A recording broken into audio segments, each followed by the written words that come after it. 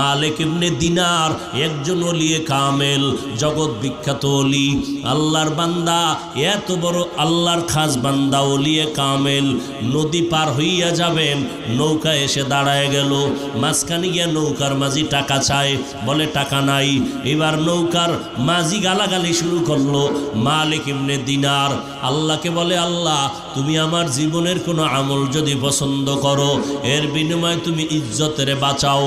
আল্লাহ দিলের মধ্যে এলকা করে দিলেন তার জবাব বুদ্ধি। আল্লাহওয়ালাদেরকে আমার আল্লাহ মাঝে মাঝে এলেমের নূর দান করেন। হঠাৎ করে আল্লাহ কেমনে সিনার মধ্যে ঢুকায় দেন।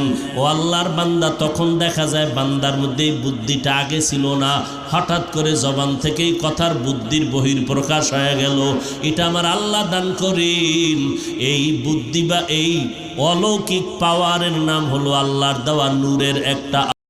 মালিক ইবনে